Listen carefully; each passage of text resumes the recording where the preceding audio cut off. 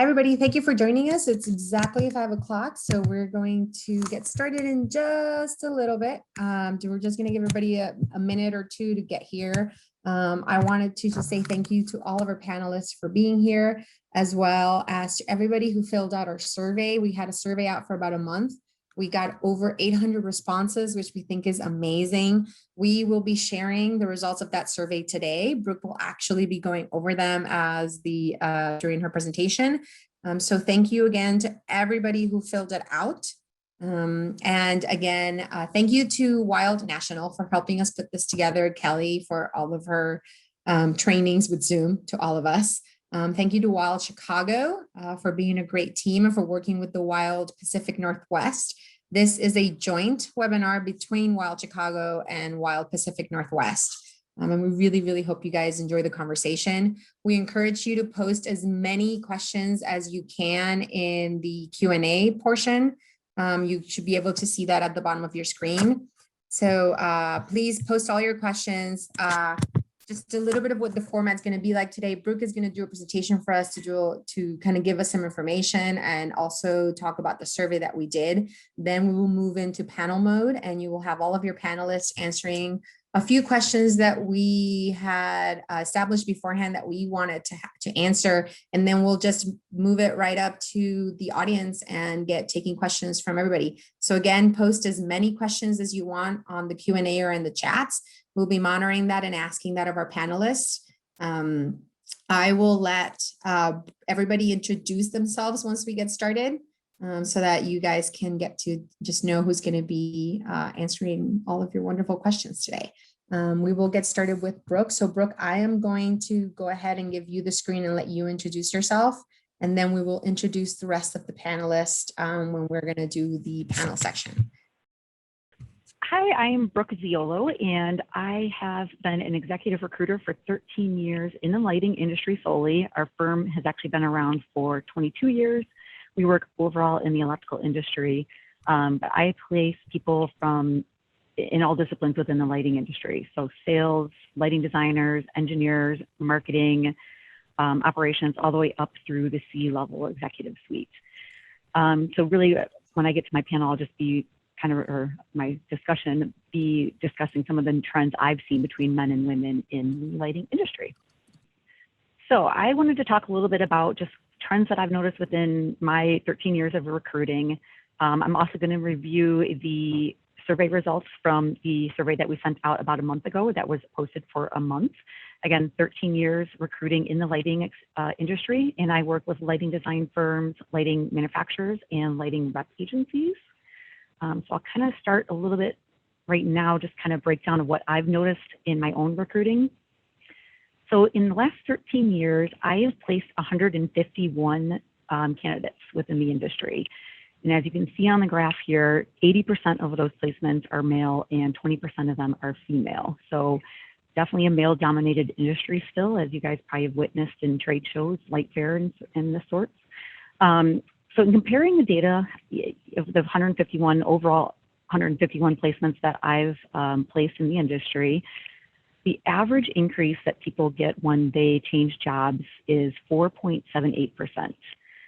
When you break that down, male versus female, however, it's a pretty big discrepancy. So males get on average 5.78% increases, whereas women actually decrease by about 1.7%. And this is taking into account, we're just looking at the monetary cash-based salary when they're getting the offers from clients. I kind of did some research a little bit further into this. So in 2018, LinkedIn actually did a analysis of billions of their data just in job searching trends. So you can see here from some of these notes that women are 16% less likely to apply for a job after they viewed it in LinkedIn. And 20%, they apply to 20% fewer jobs overall. In that, so you can kind of see there's a difference there in how women behave in applying for jobs. So they've kind of noticed that there's a trend that when women are looking for jobs, they're 100%, they only apply to jobs where they meet 100% of the criteria versus men who tend to apply when they meet only 60% of the criteria of the job requirements. And this is something that we see very regularly in our office. I was actually talking with my colleagues about this. Kind of the best example is when you're looking at regional sales manager positions, where a client's looking for a specific market segment or market knowledge. Say they want somebody that has strong relationships with national accounts, for instance, where women will say, no, I don't have those specific accounts, and keep me in mind for other opportunities that you might have available in the future or now. And men will say, it's sales is sales. It doesn't matter. I can learn the customer base. So it's kind of we see that 100% criteria that women are pushing for, whereas men are saying, I make it. I've got 60% of the criteria. So alternatively, when women are applying for jobs in this LinkedIn study, they're 16% more likely to get hired, which is kind of interesting, and 18% more likely to get hired into more senior roles, which LinkedIn defines as more senior to the position that they're in currently. So that could be just explained kind of by that women are only applying to jobs that they're 100% qualified for, or it could be more of a concerted effort to focus on diversity hiring and hiring goals. Although LinkedIn also found that there's a selection bias when people are reviewing, like doing a keyword search in LinkedIn for candidates, that they're 13% less likely to focus or to open up a woman's profile. So that kind of goes in the face of the diversity hiring plan.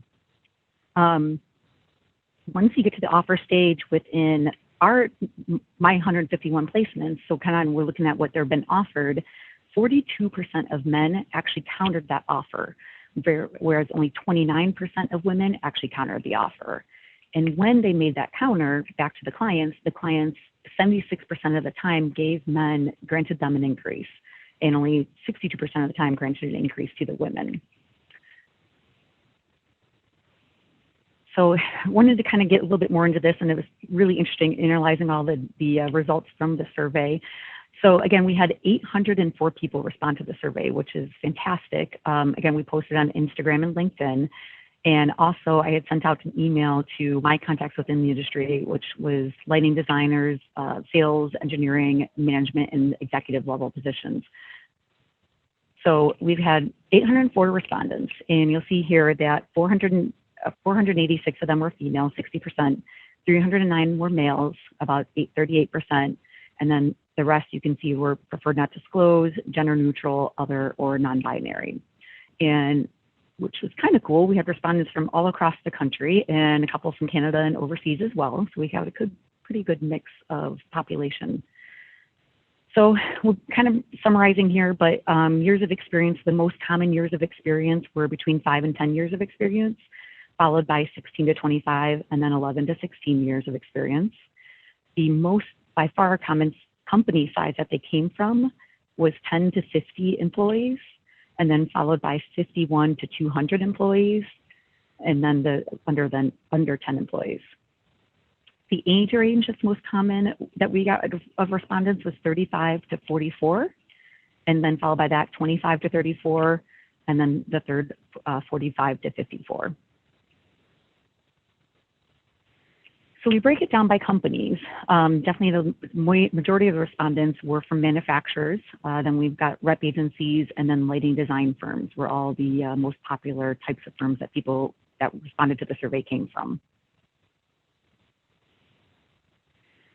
Of the titles, by far and large, the vast majority were sales titles or lighting designer titles. And then you can kind of see we get into principals, engineers, product managers, and directors. So this question we posed in the survey was only asked to people that responded that they were an owner or principal of a lighting firm, lighting design firm, MEP, or AE firm.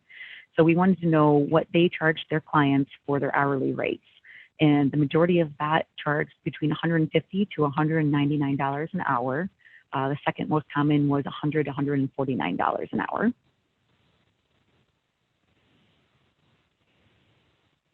And then, so now the annual base salary, this is over all 804 respondents. The most common annual salary was $100,000 to $150,000. This is for the base salary. And we're going to analyze this a little bit more in detail, comparing women to males, women to men in the next couple of slides. Other things that we kind of looked at were other benefits. So you can see here that roughly 70% of the people that responded do get some sort of 401k, retirement benefits, commission or bonus structure, and more than 2 weeks of vacation. However, that leaves 30% of the firms that don't receive these benefits, or have very few firms that offer maternity or extended maternity or paternity leave. So it's a little bit of room for improvement in that. Percent that negotiated raise in the last 5 years. So 48% people said that they did negotiate raise in the last 5 years. 41% said that they have not, and 8% said that they were given a raise without having to request one, and 2% said that they asked but they were denied. So if you kind of add up the people that were given a raise without having to ask and people that did ask for a raise, we had about 56% of people that said they received a raise in the last 5 years. Okay, so now we were going to break down male versus females. So you see here female on the left and males on the right, compared of who asked for raises in the last 5 years. So actually, interestingly, men and women asked for raises pretty equally, which is good to see. Although women said that have not asked for a raise in the last 5 years was more than men, but at the same time, they were more than double likely to be given a raise without having to ask for one. But at the other side, they're also more likely to be denied a raise when asked for one.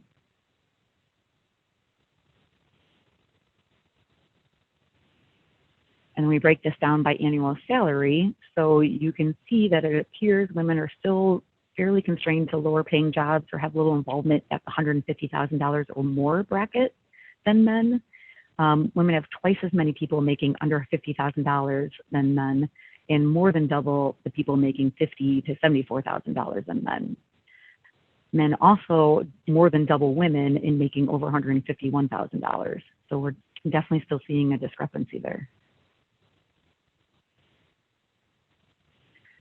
So then we went a little bit further and breaking out by, we chose 3 different titles to kind of analyze this data on. So in engineering, we're breaking out just the people that chose the title that they had of engineering and then breaking that out by male versus female. So the numbers are more dramatic in engineering. Women aren't represented at all in the over $250,000 bracket where men do have representation there. Lighting designers still skewed from the average male versus female, and there are more women, interestingly, earning $100,000 to $150,000 than men in that range. And then sales, which is probably, I guess, more expected than, or what I would have expected, is more equal of the professions. But we do still see a disparity in this. Men are earning in the $151,000 to $250,000 bracket, more than double that, or more than double the men are earning $115,000 to $250,000 than women in that salary range.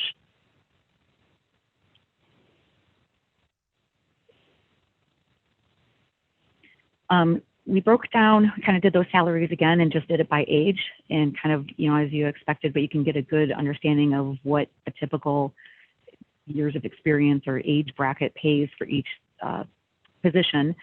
So kind of what you'd expect to see increases a little bit over time. And then as you get a little bit closer to the 65 bracket, it goes down slightly, but still there's some increases there. So this is the business development sales positions. Same with lighting designer positions, although you can see that they're earning more when you get closer to 65-year age. And this is the engineering salaries that you can see just kind of, again, by age group. So really kind of, conclusion, women are definitely getting hired. We're seeing trends in the industry that we're seeing increased number of women in the industry, but we're still seeing that they're less likely to negotiate a higher salary and tend to be recruited into lower positions or lower pay grades within the same position. Just, reinforces we're seeing strides, but we're still not to the point of equality or equity, equity there.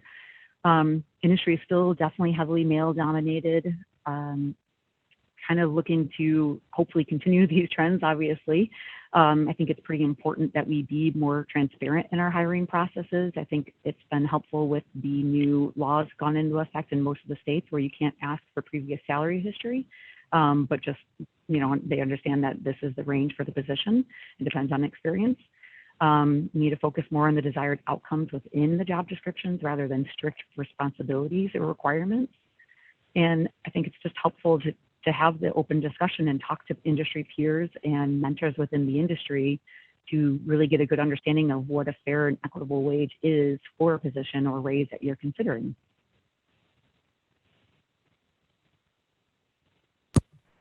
That was all my presentation, and I'll give it back to Mariel and handle out the poll questions. Thank you, Brooke. So we're going to post a few poll questions now for the audience to answer.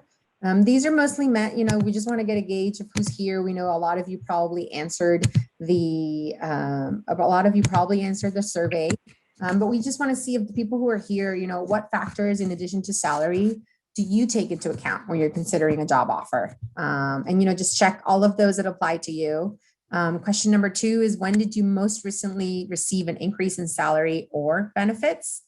Number 3 is, when did you most recently receive a promotion? Number 4 is, and you guys can start answering these at any moment. We haven't received any votes yet, so just go ahead and get started and start answering those. We're going to keep the poll open for about another minute.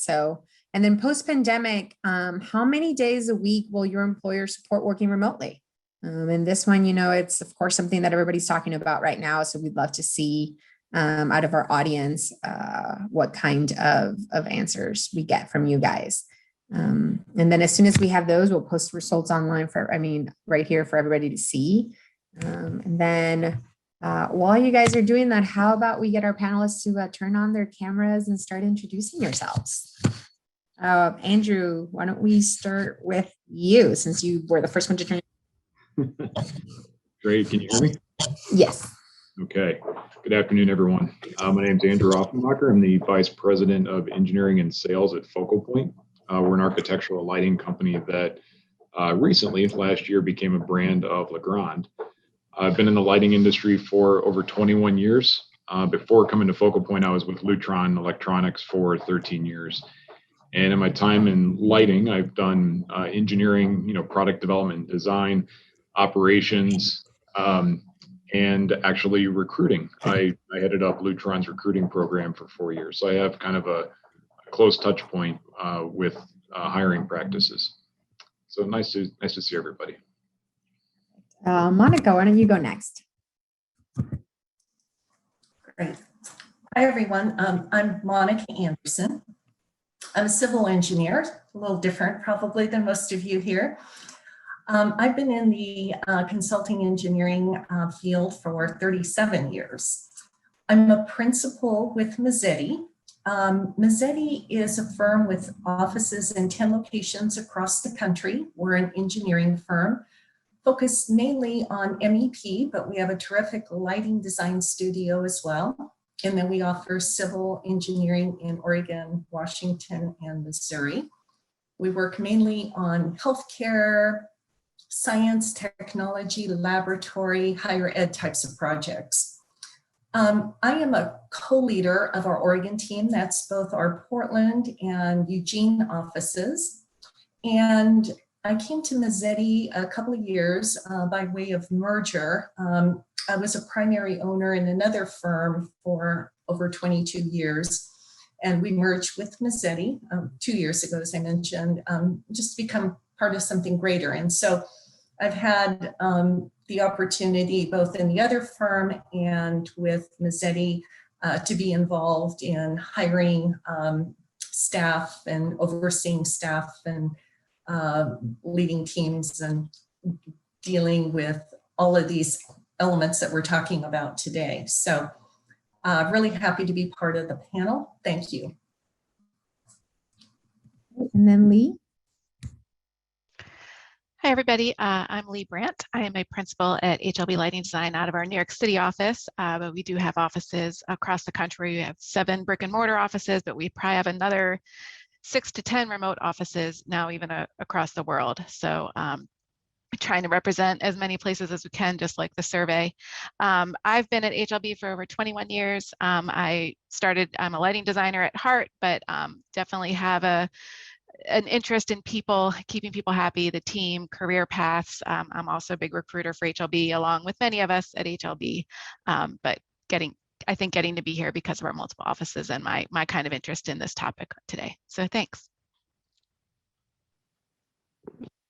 And thank you guys all for being here. I'm going to share the results really quickly so we can look at them before we start talking. So it looks like, the number one answer for what factors people look at is paid time off, vacation and sick leave, followed really closely by the 401k match and flexible work hours and location, remote versus in person. Contribution to medical insurance seem to also be pretty important, as well as maternity or paternity leave is only in the 36%. I'm surprised by that, actually, because that was a big deal for me when I was looking for a job. Also, bonuses and profit sharing, 48%.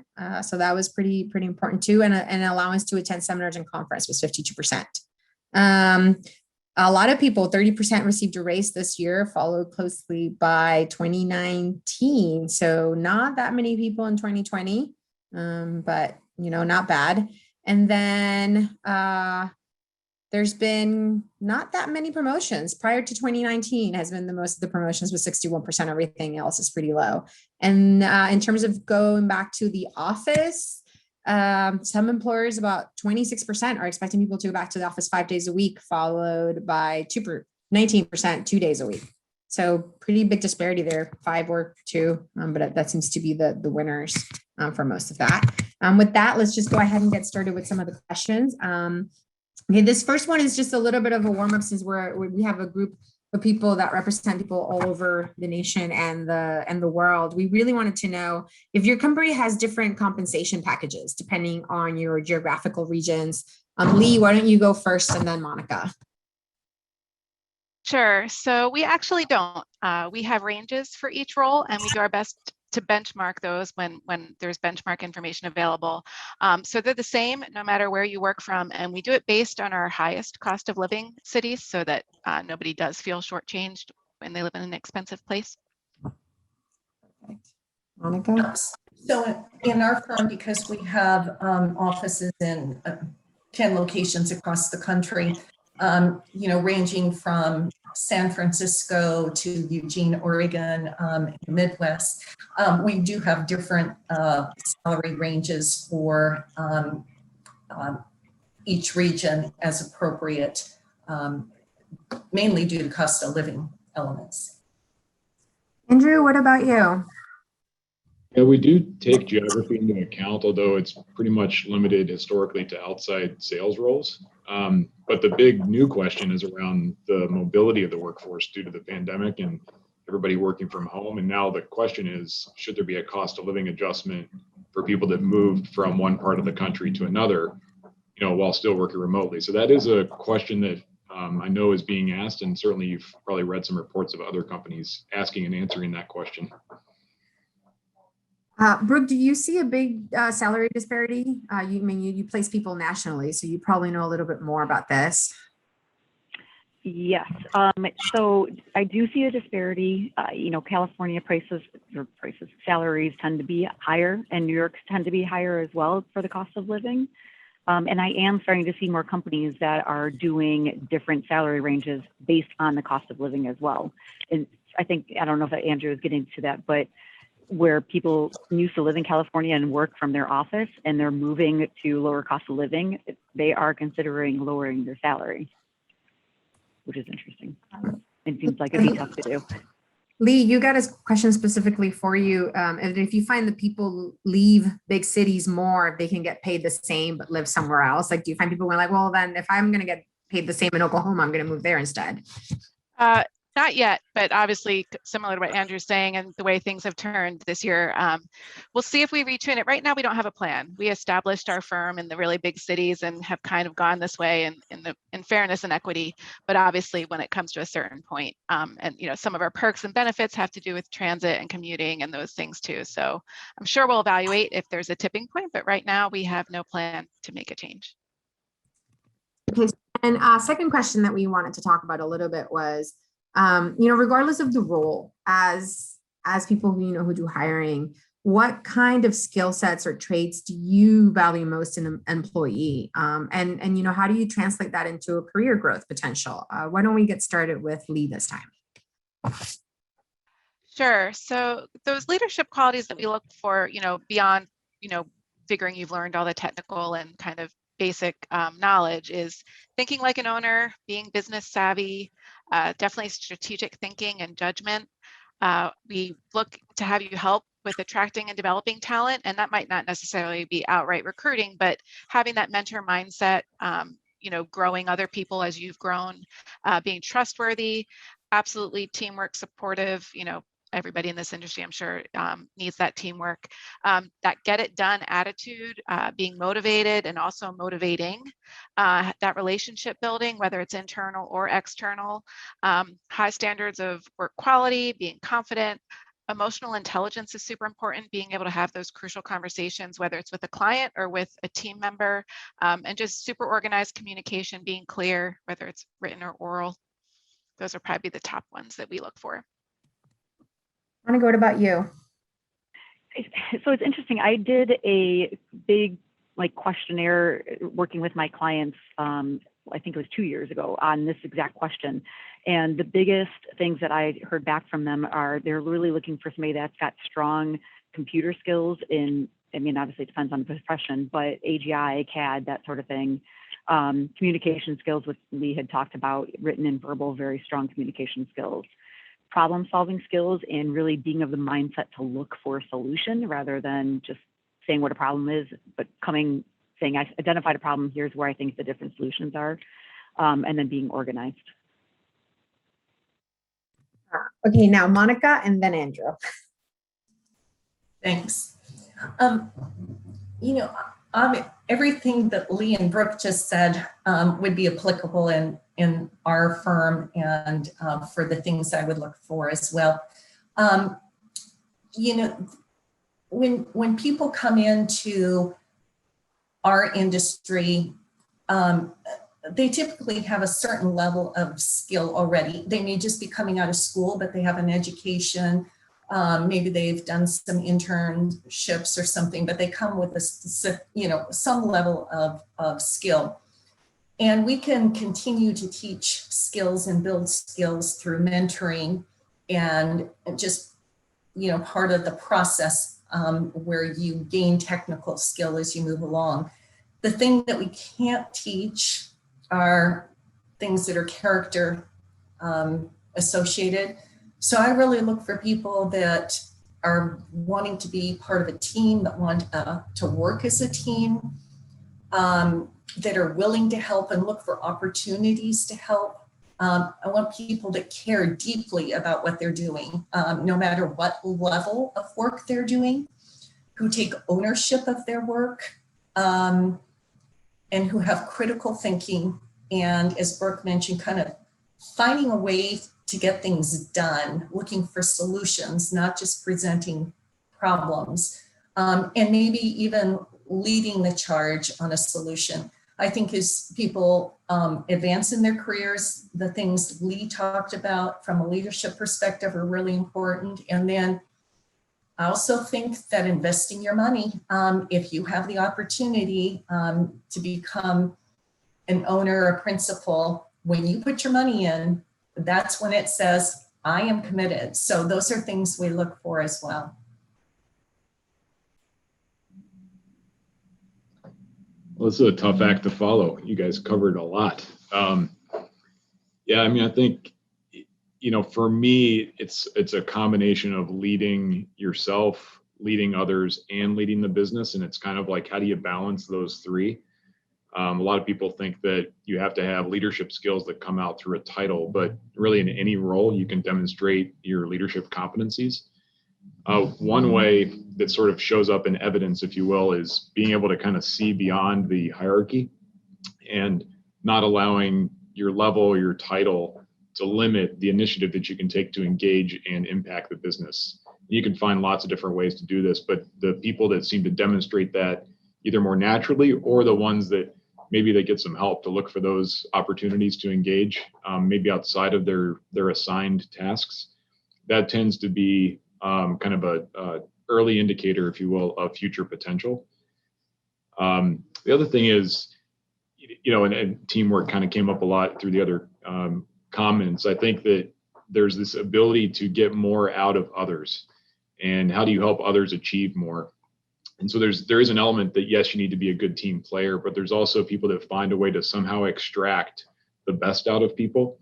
And again, that doesn't have to be through formal leadership titles per se, that may come later, but that ability to get more out of a team, to achieve more, is really a fantastic skill to bring to the table.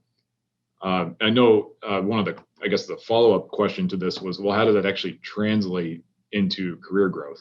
And how does this impact you, right? What's in it for me?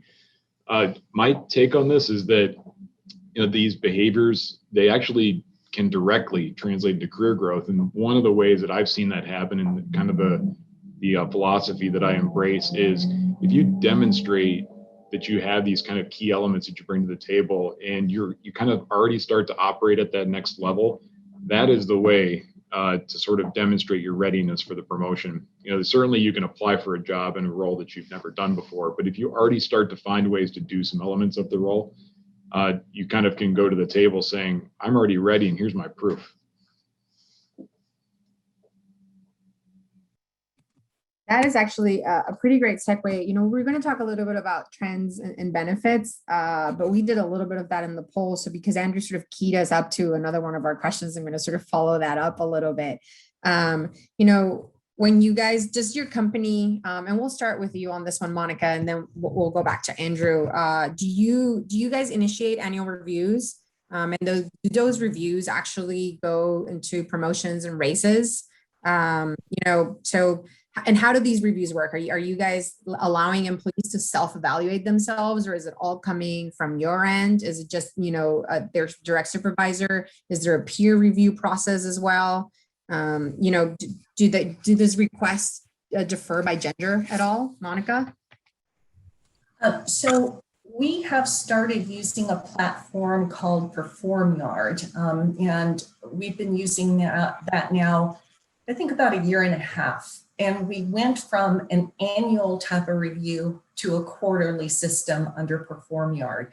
PerformYard allows an employee to go in initially and set some goals. The employee provides feedback quarterly in written form on this platform. And the feedback might be about how they're doing with their goals, what help they need in achieving the goals. They're also providing feedback to their manager and general feedback about the company and their degree of satisfaction or not. So then as a manager, I review those and provide written feedback. What I've started doing is actually having a dialogue about it, because sometimes you get this written feedback and you're not quite sure why they answered something a particular way, because some of it's multiple choice. So we've had a dialogue, which we need to have anyway, and then I provide written feedback based on both reviewing it and the dialogue. And then in some cases, I do follow up with people more often than quarterly if there are certain challenges, or perhaps they had a goal, or I see an opportunity for them. So yes, there's an opportunity for the employee to provide input, the manager to provide input, and some people I don't directly oversee. So I reach out to those that do oversee them, get their input, and then roll that into the response.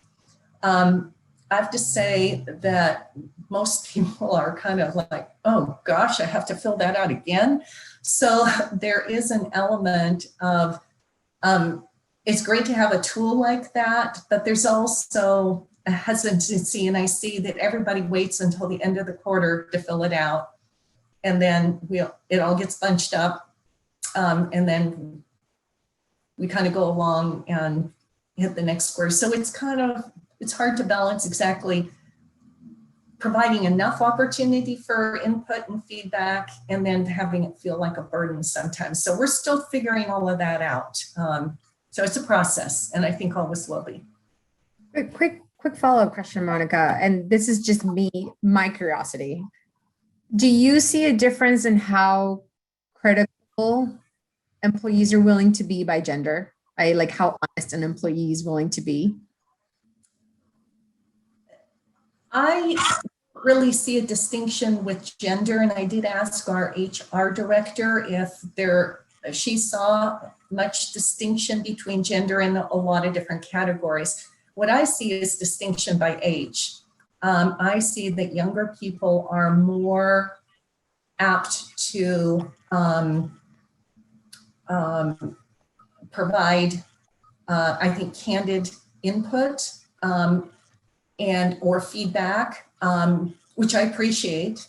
And then maybe at the other end of the spectrum where people are feeling really sure about their positions and their role in the company, then I also see a lot of willingness to be very open. So that's where I see the differences.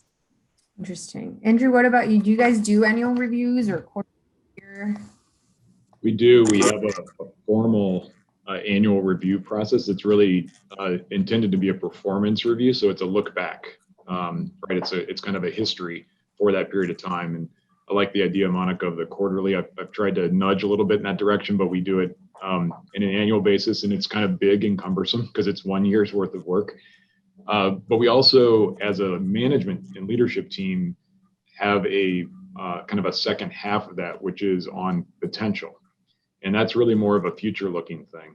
And so when you kind of combine those two things, you can calibrate as a leadership team and make sure you kind of are aligned that the team that you're talking about, you've looked at their performance and you agree on those ratings, but then you also look at their potential and agree on that as well, or at least come to a consensus. And when you kind of combine those two along with some participation, a lot of participation, I'll say, from the individual through maybe like an individual development plan, you can have a nice level of engagement on that person moving their own career forward. But it only works if you get engagement. And if it's viewed as a task, which I think, Monica, you kind of pointed out, some people might see it as like, oh gosh, I have to do this one more time. You have to view that you're taking your career into your own hands. You have to own it. And you have to be a very willing participant in that process. What about your firm? Do you guys do annual reviews? So we do quarterly reviews. Also, I really like to emphasize the term review. I really feel like anything that is an issue or concern should be taken care of at that time. So the performance review, or we don't even call them performance reviews, but obviously that is, the typical what's happening there. We don't want it to be the first time you're hearing something or the first time you're hearing about, this needs to be corrected. So I just like to kind of remind people that it's a review, so it's feedback, and we've all been mentioning that. But I think it helps take some of the pressure off when you don't make it feel so much about performance. So it really is about goals and growth, and it's a meeting for us. We do have some documentation, and definitely at the end of the year, that is important to have some of it written. But we really look for the dialogue. We talk about feedback. We want to support that growth and goals. So we do quarterly, but we meet as often as we need to, and it's definitely two-way feedback. It's not just supervisors talking to younger designers. We definitely want to say, how can we do better? How can we help you grow? What are you missing? What project type do you want to do? What kind of, have you done project management, or what new project management skill do you need to learn?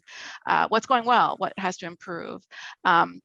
There's a part that's self-evaluation. We try to get some peer feedback as well. We also, for those that are mentoring others, get their direct feedback so that they can see how they're mentoring, and just try to be prepared. So there's definitely like an emphasis when it's coming, like think about what's going on. We encourage people to take notes throughout their day and throughout their week, so they're kind of have those things to be gathered, and it's not this big kind of task and to do.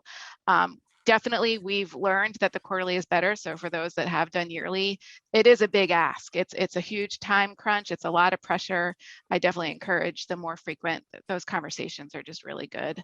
And yeah, we also talk. We have our career steps are kind of written, so people kind of know what's coming next, and they kind of can, as Andrew said even earlier, like, look, I've already done everything I need to do for this next position. I'm ready for a promotion, and we can really have that dialogue and people feel prepared.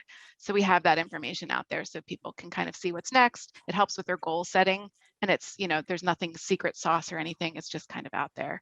So that's how we do it.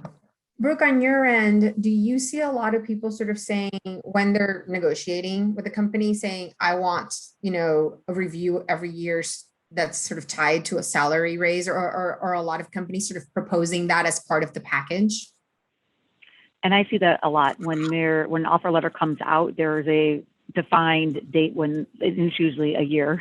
So to Lee's point, it should probably be sooner, but usually it is a year where, you know, assuming you hit the goals that we laid out in the first year, we're going to review and either promote or increase the salary at that point. That is technically. We don't increase salaries quarterly. Yeah, the salary increases in a year. But Brooke, that is something we're getting a lot of questions, and we'll get to. I promise everybody, your questions are great, and we are going to get to them. We are getting questions in terms of like negotiating and when you're interviewing, and we'll get to these. But, you know, just since this is something we're talking about, is that something that you can negotiate and say, hey, you know, I'll take this salary that you're offering me. What I want, an offer letter that, you know, within a year we'll do a review, and you know, you might give me a raise or a promotion. And that will happen a lot of times. You know, I referenced in my presentation that 76% of the male respondents or people that get offers, though, do request a counter offer to this initial offer. And then that is sometimes the answer is we can't right now, but if in 6 months you hit the sales goal or the product development goal or whatever it is, we'll increase your salary to X at that time frame. So we actually see that a lot. And it's more, I mean, some companies you see you've got a probationary period for 90 days, and that's kind of what that is. It's, you know, you're saying you're going to do this. We want to have you prove to us that you'll do it. And then, yes, we'll bump you up to that salary range that you initially wanted. Well, and Lee, I'm going to start with you on this next one, because you brought up a very interesting point, which is mentorship, right? You said that, you know, if you guys have somebody who's mentoring, you always get their feedback. So that obviously you guys do have a mentoring program. You know, is it a formal mentoring program? You know, how is it implemented? And did you find a difference in how it's used between genders, or women trying to find more women mentors, you know, or men trying to find more men mentors, et cetera? Yeah, so we do have a mentoring program. When you join HLB, you do have a supervisor that is one of our principals, and they're your direct mentor. But we also have other mentors besides just the principal that might be a little bit more of a peer, or just a career path or step or two above. So there is multiple mentors. We don't want it to always just feel like there's just one opinion, and we will also change it if it's necessary. Some of our offices work in set teams, and some of our offices work in project teams. So sometimes the mentors kind of switch when you're been with a couple of years on a couple projects, and then you've kind of switching. So we just adapt as we need to. We have early in the career, it's kind of a growth plan, we call it, and it's really about success and technical success and getting things going as you're learning. And then at the higher levels, it's about a personal success plan and looking at leadership qualities and looking at other contributions besides the technical and besides design, or for our marketing and business team, besides the accounting work and marketing work. But the themes are still the same. We still look at teamwork. We still look at client care, or some of that vendor care, technical ability, and just business culture, and contributing back to HLB. So it's a similar framework for everyone.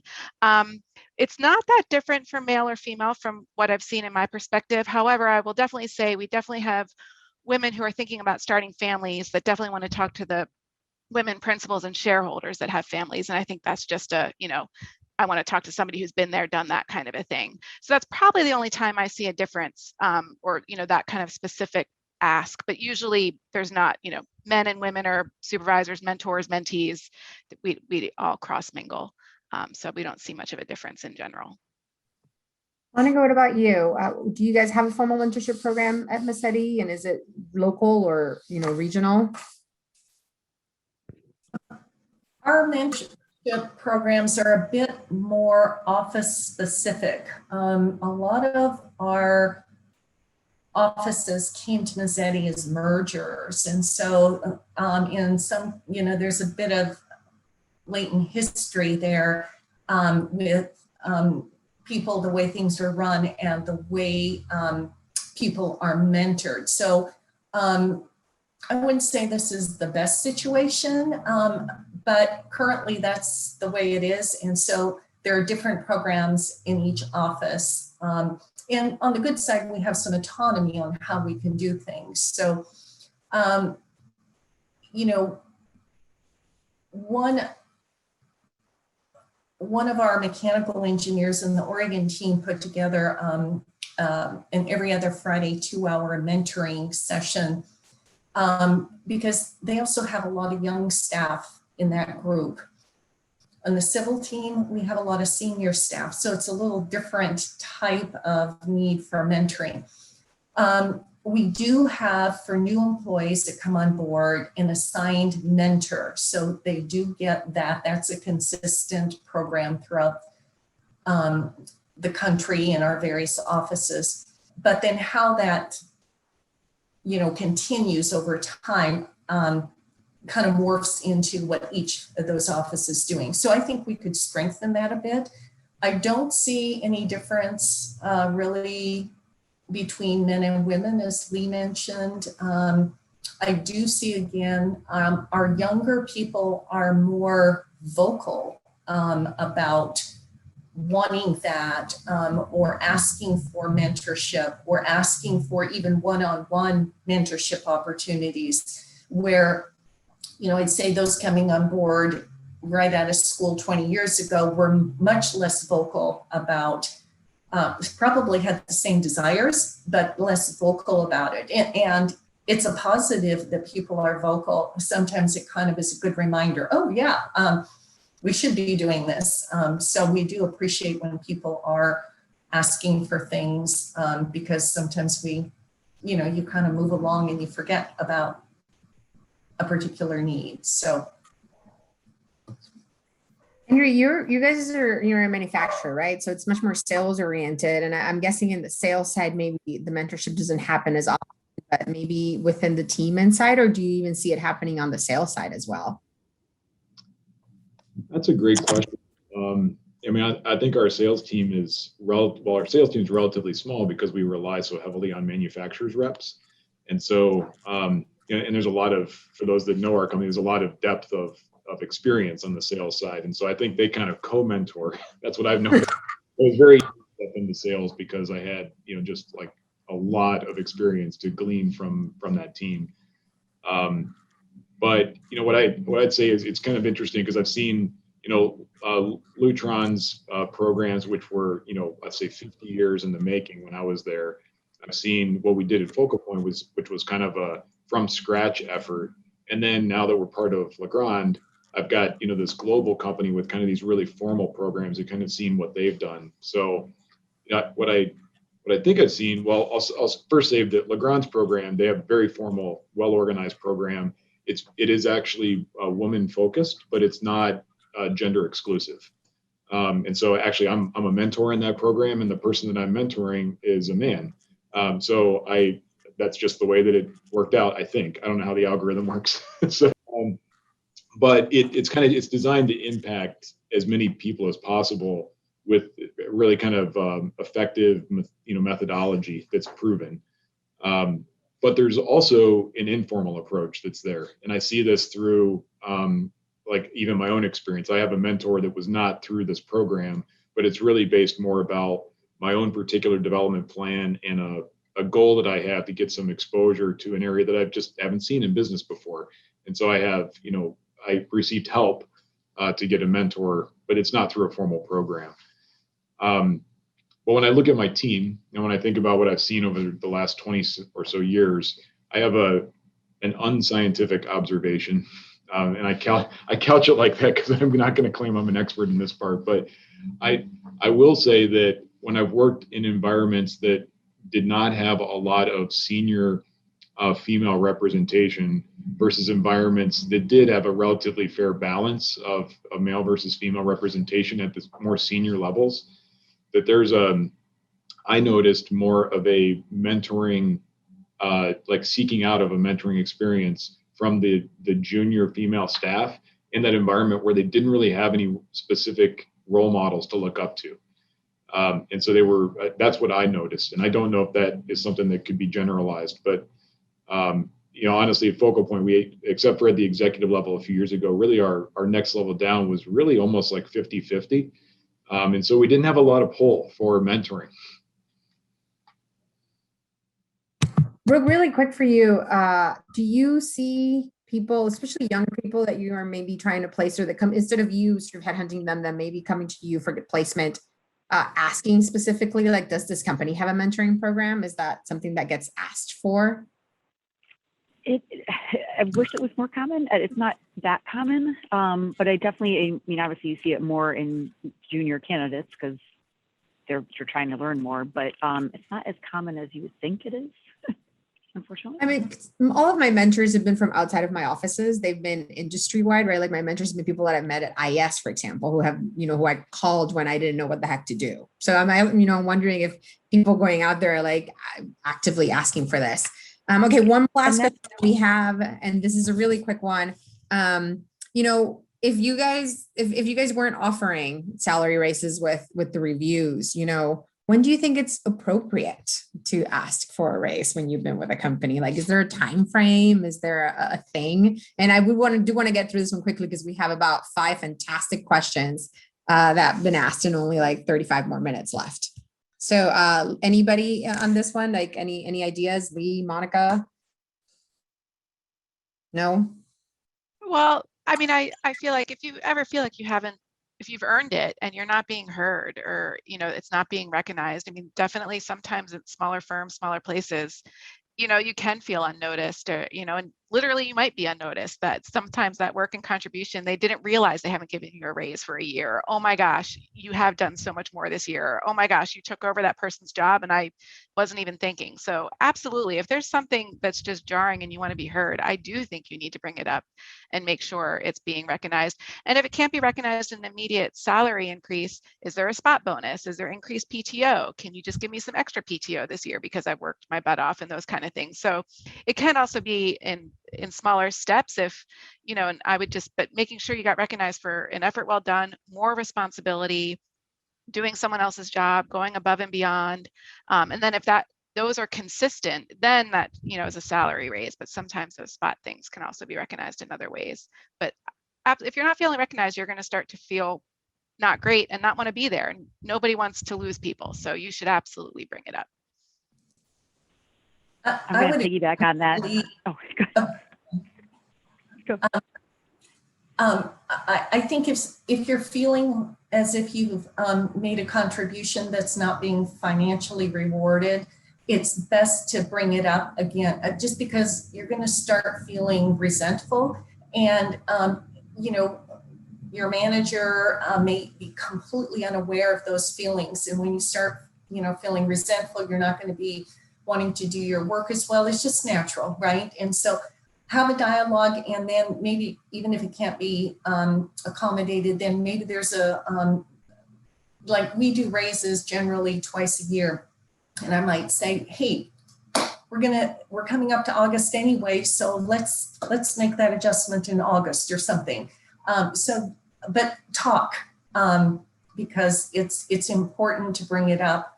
And everybody wants to feel valued, and managers want their employees to feel good. So it's about finding solutions. Brooke? That's kind of what I was piggybacking on. I mean, I'm a recruiter, right? So people are talking to me when they're looking to make a change for whatever reason that is. And it's generally because they're frustrated with something. And I have those conversations a lot with candidates where you're saying, okay, you took on this extra responsibility, and especially in COVID, right? A lot of people had layoffs and people took on more projects or more work. So I have those conversations a lot. Like, did you actually have a conversation with your manager about having a raise? And sometimes they say yes, and sometimes they say no. More often than not, they say no, but like, you need to have that conversation before we could seriously consider a job, because they may have overlooked something, or you just need to know that before you're actively looking at changing if you really enjoy every other aspect of your job. Well, Brooke, since I have you here, one of the questions I think maybe you're the best one to answer. They're asking if it's a good idea to tell your prospective employer the salary that you want prior to them throwing a number out there. Oh, that's an interesting question. I say yes with research behind it.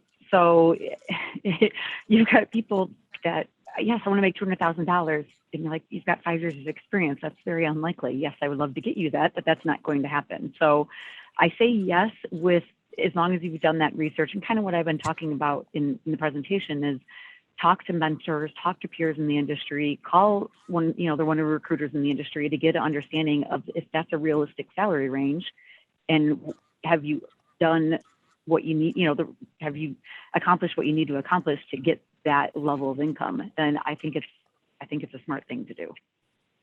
And so then that kind of piggybacks on, you know, if there is a resource of, and I think this goes a little bit back to the mentorship question, and, you know, you guys can maybe pipe in here, whoever has an answer can maybe just let me know. You know, if there's a resource from people in the industry to see whether the people are making, right? There's not a lot of transparency. I don't go around telling people what I make. But if somebody were to come and ask me, I would give them a range of what I think they could be making. So maybe that's where the mentorship comes in, and maybe talking to people outside of your own offices and, you know, instead of in your offices. But there isn't like an actual resource out there that you can go and look for that information, or is there? There used to be. The ILD did a salary survey for lighting design for that part of the industry. The last time it came out, I think, was 2016. They usually do it every 3 years, but obviously some things got delayed, and I don't know if there's a plan to do it again. There's a lot of changes there, but that was a really great resource in the lighting design field. I will say there's groups called PSMJ and Swag White that are AE industry focused, so architects and engineers, and that can be a good base. At least you can see what architects at your contemporary might make, or engineers. So we use that at the moment. AIA, their salary ranges, they post that kind of publicly really quickly. So you can, at least for the design side, obviously there's a whole other side of the industry for sales that I don't have a good pin on, but that's at least one thing we look at. It's not the end all be all. Architects and engineers do different work than lighting designers and consulting. Sometimes we can, if we can get landscape architecture, they feel like consultants to us and have a similar relationship. So those would be my recommendations for a benchmark that's a published thing out there. And I do have people call me regularly to ask that information, and I mean I have a lot of data from people that I talk to, so I've given that information out a lot and make it specific to location too and title. Monica? Back to the question about throwing a salary out there before an offer. I don't mind somebody doing that. We were recruiting one person and finally asked what that salary might be. And it was just way beyond what we could do for the position. And so sometimes it's really helpful to have information early, so you're not spending time on something if there's an expectation that, you know, if you can meet it, great, we go on. If we can't, you can just cut the cord and move on, both parties. Andrew, do you have anything to add, or should I? Yeah, my only thing to maybe add here is don't trust salary.com unless you work for them. And I've said something I shouldn't have said, but generally speaking, that's a unverified source, and you don't really know if it's base or combined base and bonus, or if it's one role that's being like propagated out to, you know, all these different things. So just be careful on salary.com as a source. So here's an interesting question. If someone out there feels that that there is a gender disparity in pay, what is the best way to bring that up? Especially, I mean, I know some of you are just going to say HR, but let's say maybe there isn't an HR, or, you know, they don't feel comfortable in HR. What would be, you know, Andrew, what would be the best way to sort of bring that up or talk about it? Well, I think offer, if you will, to provide that kind of information, I think is probably the most accurate that I've ever found. And that's not gender-based feedback, that's market-based feedback. But I do think that it can be a little dangerous to ask around the office, or maybe a lot dangerous to ask around the office, because you might learn something that, for a variety of reasons, put you down a really negative path mentally. I think if you could talk with people outside that you can trust, that the information is not so much from a friend, but it's from somebody that you trust the source of the information. Monica, do you have any recommendations? Yeah, I mean, I think first, HR, if you have an HR group, my experience with HR is these are people that deeply care about people and are looking to find ways to solve the issues and resolve any gender inequity. So I think that's really top of everyone's mind right now, at least in our industry. So if you don't have an HR, then go to a trusted principal or leader in the firm and have the discussion. Again, if you're not feeling uncomfortable about something and you don't think you're being fairly treated, you need to bring it up. And if you find that truly you aren't being treated fairly, you have to ask yourself, are you aligned with the values of this firm? Perhaps you're not, and maybe it's time to find a firm that aligns with your values. So those are decisions you have to make along the way. But definitely bring it up. You can learn all sorts of things, right? Sometimes you discover things you don't learn, but ultimately, I think it will benefit you down the road, even if it means you're moving on. So here's a really interesting one. I have somebody who's a working mom, and she's been working during the pandemic, and she's reduced her hours and reduced salary, yet she's still doing the same amount of work that she was doing before. She's in a senior design in her firm, and she feels like she's balancing the same workload but being paid less. She wants to negotiate a higher salary, but not go back to the 40 plus hours a week. Is that something that's doable, right? Can you say, hey, I'm going to work 20 hours, but I still have responsibilities. I do think that I want to get paid more as a salary basis. How would you go about negotiating that with somebody? Let's start with Brooke. And then we'll go to Monica. Sorry. That's an interesting one. I mean, it comes back to what Monica, has been saying. You need to have the conversation. I saw a lot of people in COVID. I had a lot of people reach out to me in COVID that their hours were reduced, or they were, whatever. It's cut. Maybe not hours reduced, but they took on a lot more responsibility because of the pandemic. And sometimes it depends on the firm. If the company is struggling, they might not be able to do more. But to have the conversation so you know that, it's a different feeling for you, or a different understanding for you to know that they're doing the best they can right now to get through it, or they can and they don't have the opportunity to pay you more, or they don't recognize that you're working that much. Then you need to put more, show what you're working on, and be able to have those accomplishments and those responsibilities that you've handled and taken on more responsibilities, more workload than what you signed up for, saying you're going down to 20 hours. More have the data there to support it, I guess. Monica?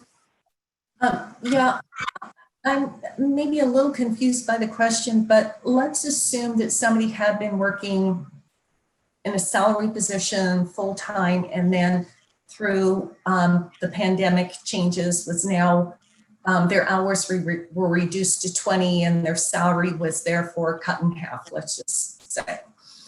Well, if you're working 20 hours and you're no longer working 40, then that's probably equitable. But if you're finding that you're working 30 or you're still working 40, there should be some documentation by timesheet, or just create your own documentation, because that's unfair. You need to be compensated for that time. And then, reach out.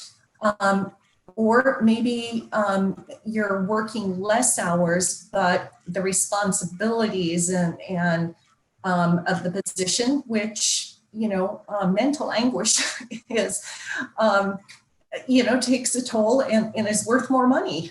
Frankly, if you have more responsibilities and you're doing a different role because things have shifted, then I think it's worth a conversation as well. And maybe there's a happy medium to to reach in terms of responsibilities, hours worked.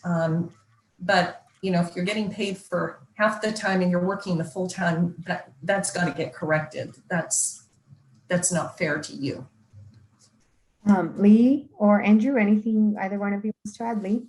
I think I'll just emphasize what Monica just said. I think I would start with I reduced my hours and I reduced my pay, but my hours didn't actually get reduced. And I would start there. That's going to be a more black and white situation, has to be addressed.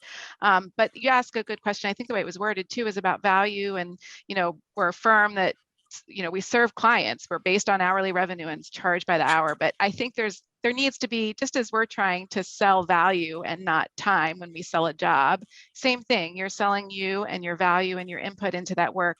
So besides showing your time card and that you've been working really more hours than expected, I'm also taking on more responsibility, and I'm doing this and I have to do these things. And it's taking more brain power to QA/QC than it was to do copy paste Revit layouts. So talking about your value and just saying you're not happy, I wouldn't kind of, you know, have the dialogue, let them react to how it's, you know, what they're listening to and hearing you say. But I think it's okay to, you know, if you feel frustrated, show your value, show that you've been working more than expected and that you want to be fairly compensated. I think it's a good conversation to have. You know, I'm not officially one of the panels, but I will say that whenever my principals ask me what accounts I'm managing, I just realized I never introduced myself. So for those of you at this point, which is very, I'm Mariel Acevedo, and I'm a manufacturer's rep in Portland, Oregon. So that's what I do. I call mostly on specifiers and contractors. So when my bosses ask me what my accounts are, I don't only list my accounts. I also say, I also spend about half of my week in the office answering questions from the inside team, right? And helping to solve problems and like answering people questions about what would they do with this situation or this design or that specifier. So that to me is like an account, right? Like the inside people in my office is an account. And I let my bosses know that that is part of the work that I do because it's a value that I add on. So if they ever were to say, well, you don't have enough accounts or you don't have as many as other people, I can be like, well, I do, because there's all this other work that I do on the side that you guys might not see, but brings a lot of value. Let's see, Lee, this one was specifically for you. In your opinion, what are the best resources to use to look for lighting design jobs? Yeah, Evelyn just snuck in and asked me to put it in the chat. So I just wrote, I'm sure there's more, it was off the top of my head, but ILD and IES have great job boards that firms post to when they have openings. Definitely go to the firm's website, see if they have postings, even if they don't, learn something about the firm and hit the info and I want to apply. I think you're the greatest firm out there. Ask your reps. They often know who might be hiring or who isn't hiring, but you would be a great fit for, or just, you know, they might not be saying it. Or your other networks, people might know architects that have work with lighting consultants. You know, who have you liked to work with? Who do you think is hiring? And I'm sure I'm missing some. I mean, I know when we post, we end up on Glassdoor. There's just a certain thing that our job board website that we use automatically goes there. So I know Glassdoor has them. I know there's some publications that end up doing it with emails each week and email blasts. So it's definitely out there. And I probably missed some if anybody else wants to add.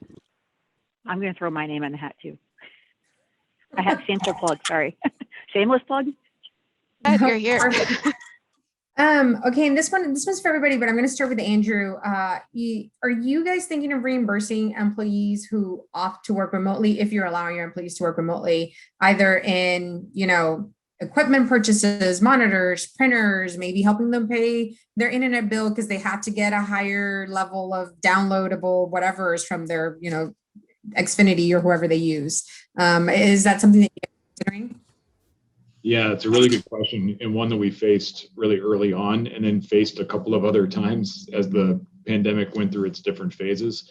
There were certain pieces of equipment that we basically said, if you're not going to be using it here, and we know that you have it, then why don't you just take it from work? And so we had a program to kind of make sure that they could gather and take home equipment that made sense for them. One that we didn't do that we may actually still consider is something like a really nice office chair, which we have here and which are currently not even close to 100% utilized.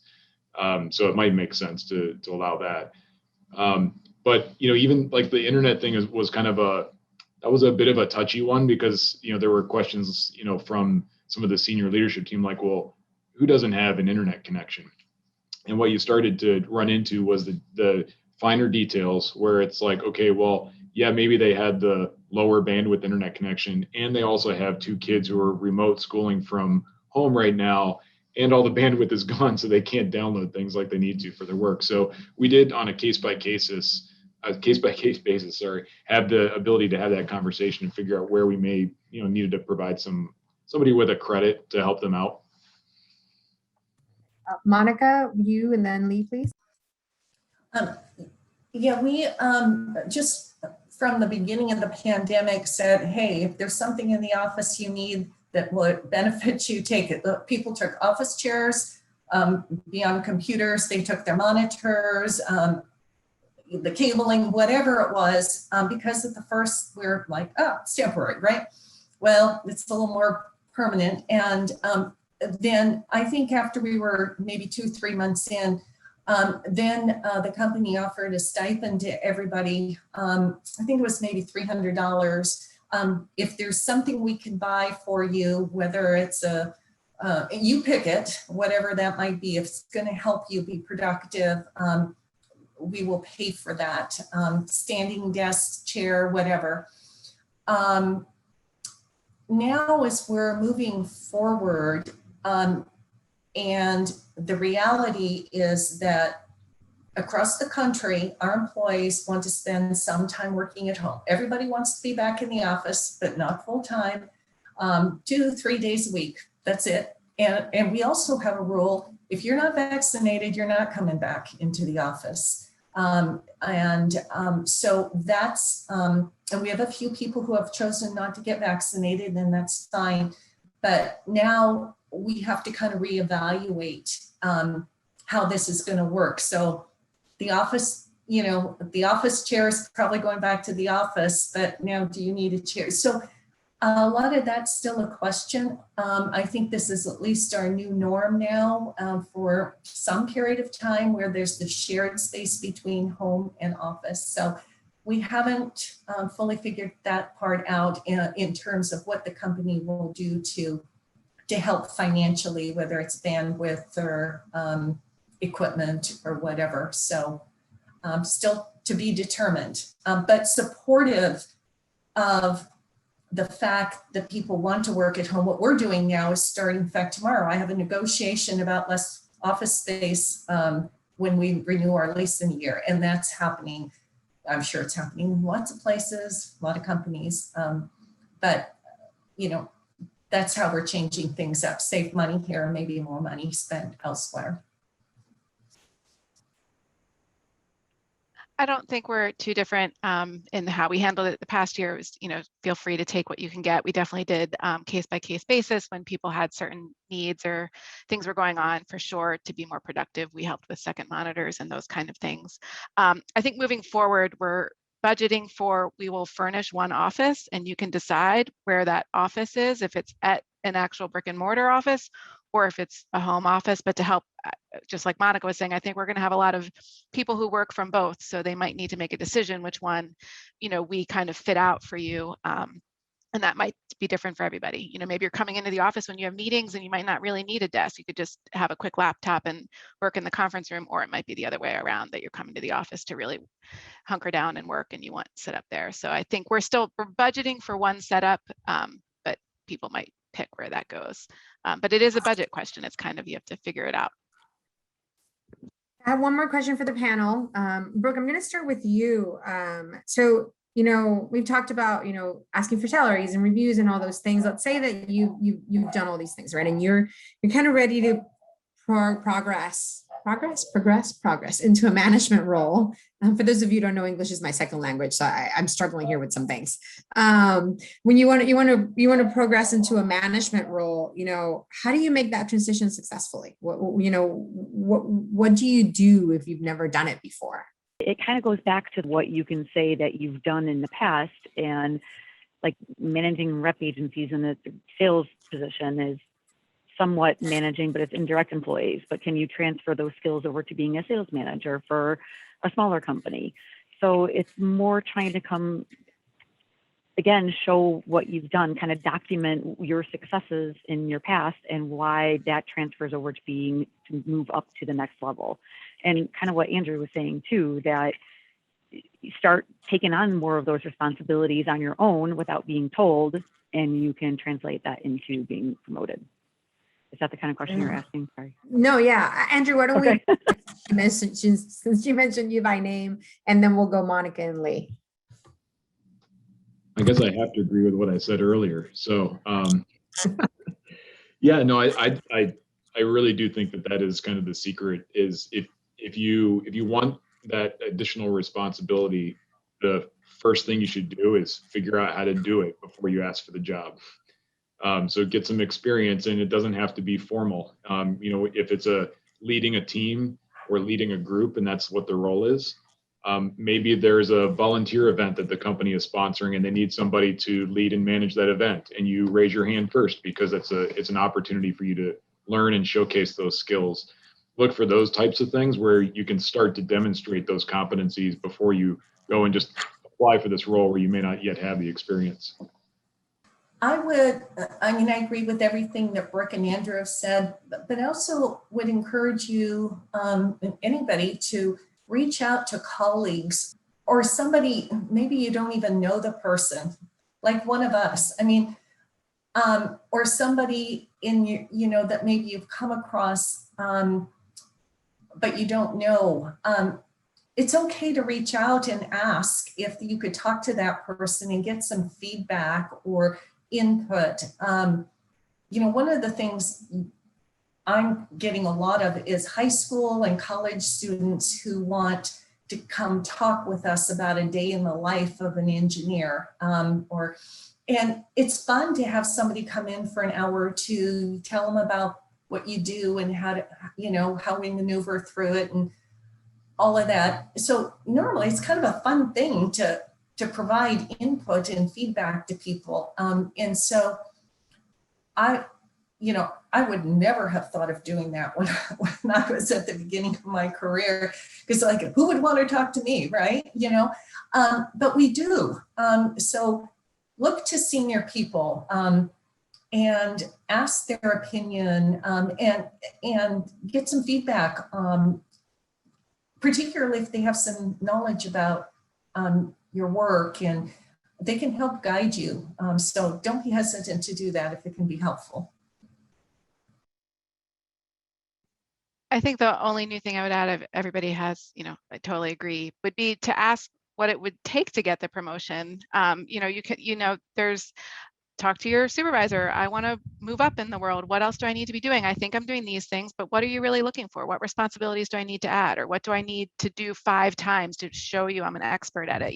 I would outright ask what the next few steps are and what your goals should be to get that next promotion. And if they haven't really thought about, there's definitely small firms that don't have all these titles, or things are just kind of happen, and they might be doing raises, but if some of that title and management recognition you're looking for, ask for it. Say, look, I know we don't really have titles here, but I want to move up. Can we talk about that? Ask for a job description. If you needed to hire somebody that was 5 years my senior, what would the job description be? And that might put the person in the right place to be like, oh, okay, I need them to do A, B, and C, and they're going to do this with me, and I'm going to delegate that. And it might help them kind of get in the mindset. You might have to do that at a really small firm that just doesn't have, established principals, established senior associates, and those kind of things. But ask the person, what would be the job description if you had to do this, or somebody a few years my senior. That might help. That, Lee. I saw somebody do something once that I thought was just amazing, which is that there wasn't the job description, but they wrote it. So you be bold. It's okay. And I think you'll find it could turn out very good for you if you do that. Andrew, since you have your mic on, I've been asked a few times to ask you to talk a little bit more about that outside mentoring program that you discussed. If you can share more information about the outside mentoring program. The outside mentoring program. Well, the two that I was talking about were one that was formal, which has like a whole program around it, and the with like signups and a matching system, and the other one was an informal one, The informal one for me, I wouldn't call it a program. I'd say it's really about taking the initiative to recognize that you might have a gap you're trying to close in experience or knowledge or skill set or whatever. Find the person that you consider to be either an expert or somebody who could connect you with that skill set. And again, kind of, just take the initiative and make the first call and see if they'd be willing. I think you'd find it's very rare you find somebody that will not say yes to a request for help. It probably goes to Monica's earlier comment. It's if somebody comes and says, hey, can you talk to me about this? People are going to say yes, and more often than not. Well, we still have about 8 minutes left, and there are a few floating questions, but I do want to, before we go, I wanted to say a few things. One, thank you to Evelyn and Jamie and Luz and Kelly, who behind the scenes have done an amazing amount of work to make this happen. So Evelyn McGowan from the Chicago section, Jamie Hammer from the Chicago section, and Luz Garcia from the Portland section.